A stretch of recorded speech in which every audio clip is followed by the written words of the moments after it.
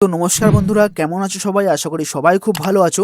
তো বন্ধুরা, আজকে আবার তোমাদের জন্য নতুন একটা চাকরির বিজ্ঞপ্তি নিয়ে এসেছি। তো দেখতেই পাচ্ছ, WBACTCL West Bengal state electricity transmission company লিমিটেডের তরফ থেকে তোমাদের জন্য নতুন একটা চাকরির বিজ্ঞপ্তি চলে এসছে। কোনো রকম কোনো ফি লাগবে না, অনলি মাধ্যমিক পাস থেকে শুরু, এরপরে তোমার পোস্ট গ্র্যাজুয়েট, 12 পাস, তোমার ডিপ্লোমা, তোমার যা আছে ITI, তুমি এখানে অ্যাপ্লাই করতে পারবা। আর শুধু ওয়েস্ট বেঙ্গল না, তুমি বাইরের স্টেট থেকেও অ্যাপ্লাই করতে পারবা, বাট তোমার চাকরি হবে এখানে বিদ্যুৎ ভবন, কলকাতায়। ঠিক আছে, তো ভিডিওটা পুরো শুরু থেকে শেষ অবধি দেখে যাও, আশা করি তোমাদের অনেক কাজে আসতে পারে। তো বন্ধুরা, এখানে দেখতে পাচ্ছ অলরেডি এখানে অ্যাপ্লিকেশন স্টার্ট হয়ে গেছে। 6/2/2026 সকাল 11টা থেকে অনলাইনে ফর্ম ফিল আপ শুরু হয়ে গেছে। এবার লাস্ট ডেট কথা বলেছে, লাস্ট ডেট এখানে বলেছে 27/2/2026 বিকেল 5টা অবধি। তো বন্ধুরা, যারা যারা WBACTCL এর জন্য ইন্টারেস্টেড আছো, কি করে তুমি অনলাইনে ফর্মটা ফিল আপ করবা, হাতে বেশি সময় নেই, খুবই কম সময় রয়েছে।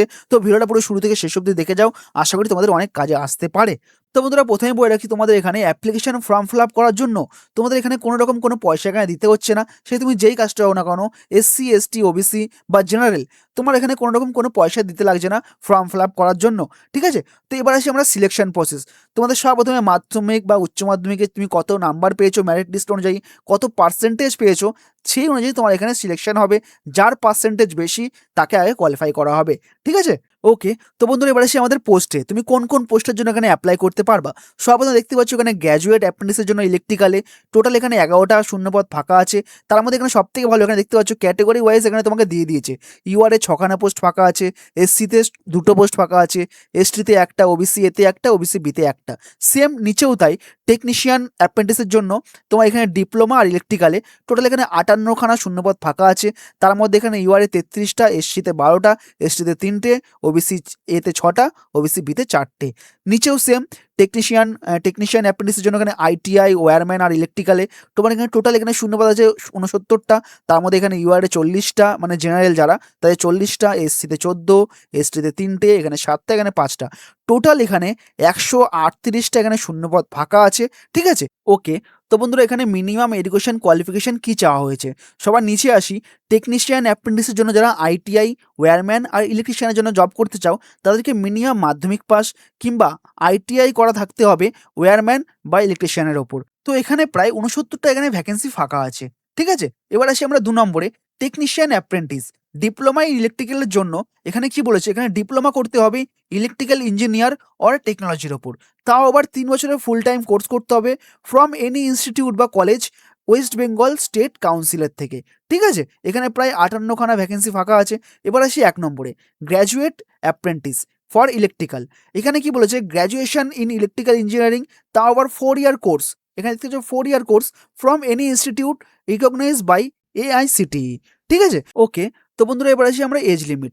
তো এখানে দেখতে পাচ্ছ মিনিমাম এজ বলা হয়েছে এখানে 18 বছর 1/1/2026 অনুযায়ী, বাট এখানে কোনো ম্যাক্সিমাম এজ এখানে বলা নেই। তো যারা 35 অ্যান্ড 40+ যারা আছেন, তারাও আশা করি এখানে অ্যাপ্লাই করতে পারবেন। ঠিক আছে, তো এবার আসি আমরা স্টাইপেন্ড।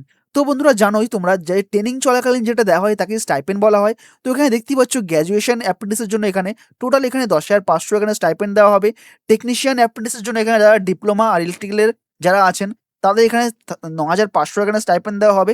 আর টেকনিশিয়ান অ্যাপ্রেন্টিসের জন্য যারা ITI, ওয়্যারম্যান আর ইলেকট্রিশিয়ান যারা আছেন, তাদের এখানে 9,300 স্টাইপেন্ড দেওয়া হবে। ঠিক আছে, ওকে। তো বন্ধুরা, এবার আসি আমরা ট্রেনিং আওয়ার্স। তো এখানে দেখতেই পাচ্ছ মনডে টু ফ্রাইডে সকাল 10টা থেকে বিকেল 5টা অবধি, 5:30 অবধি তোমাদের এখানে ট্রেনিং আওয়ার্স হবে।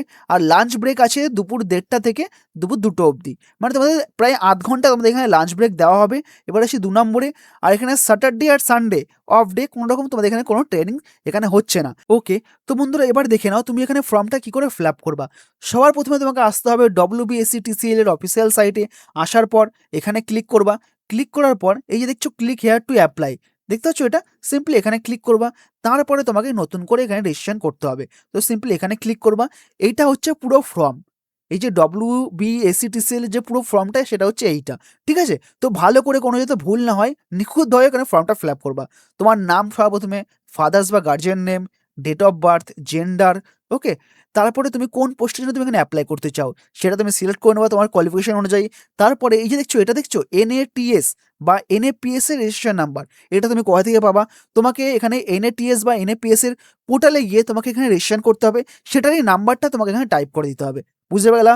তোমার ফোন নাম্বার, তোমার এখানে ইমেল অ্যাড্রেস, তোমার আধার নাম্বার দিতেই হবে, তারপর তোমার স্টেট। ওকে, তো এবার আসি আমরা স্টেটে। তো বন্ধুরা এখানে প্রতিটা স্টেট থেকে তুমি এখানে অ্যাপ্লাই করতে পারবা। শুধুমাত্র কলকাতায় জব বলে শুধুমাত্র ওয়েস্ট বেঙ্গলের ক্যান্ডিডেট নেওয়া হবে এমন কোনো ব্যাপার নেই।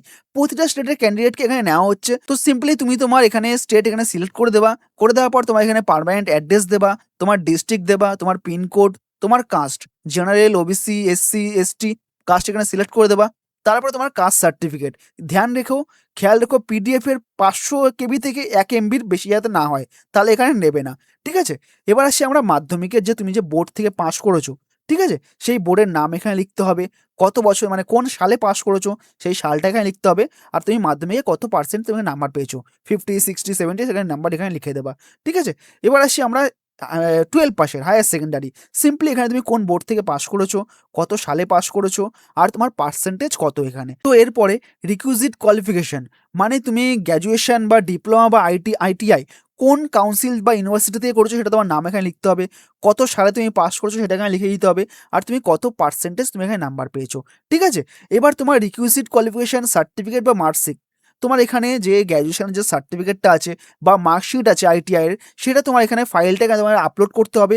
পিডিএফ, জেপিজি বা পিএনজি ফাইলটা তোমার দেখতে হবে 500 কেবি থেকে 5 এমবির বেশি যাতে না হয়, তাহলে এখানে আপলোড হবে না। ঠিক আছে? এবার তোমাদের রিসেন্ট পাসপোর্ট সাইজ যে ফটোটা, সেটা জেপিজি, জেপিইজি বা পিএনজি ফাইল 50 কেবি থেকে 500 কেবির যাতে বেশি না হয়, তাহলে এখানে আপলোড নেবে না। তারপরে সেম এখানে তোমার সিগনেচার, সেম জেপিজি, জেপিইজি বা পিএনজি 10 কেবি থেকে 100 কেবির ভেতরে হতে হবে। সিম্পলি এখানে আপলোড করে দাও। তারপরে এই যে 3টে ক্লিক করে সিম্পলি প্রিভিউতে ক্লিক করে দাও। তোমার এখানে ফর্ম এখানে সাবমিট হয়ে যাবে। ওকে, তো বন্ধুরা আজকের ভিডিওটা কেমন লাগলো কমেন্ট করে অবশ্যই জানিও। এই ছিল তোমার পুরো ফর্ম আর পুরো ডিটেলস তোমাকে এখানে দিয়ে দিলাম। WBACTCL যে যারা জব করতে চাও, যারা ইন্টারেস্টেড, তারা ইমিডিয়েটলি ফর্মটা ফিল আপ করে দাও। কারণ লাস্ট ডেট আমার সম্ভবত দেখলাম মনে হয় 27 তারিখে। ঠিক আছে? তো আজকের ভিডিওটা ছিল এইটুখানি। আশা করি তোমাদের ভিডিওটা অনেক কাজে লেগেছে। ভিডিওটা যদি ভালো লাগে বন্ধুরা একটা লাইক, একটা সাবস্ক্রাইব আর পাশে থাকা বেল আইকনটা প্রেস করে দাও। তাহলে আমার এরকম ডেইলি চাকরির বিজ্ঞপ্তি তোমার কাছে খুব তাড়াতাড়ি চলে যাবে। তো বন্ধুরা আজকের জন্য এইটুখানি। আবার দেখা হবে কালকে নতুন একটা চাকরির বিজ্ঞপ্তি নিয়ে। তো সবাই ভালো থাকো, সুস্থ থাকো। চলি আজকে, কালকে দেখা হচ্ছে।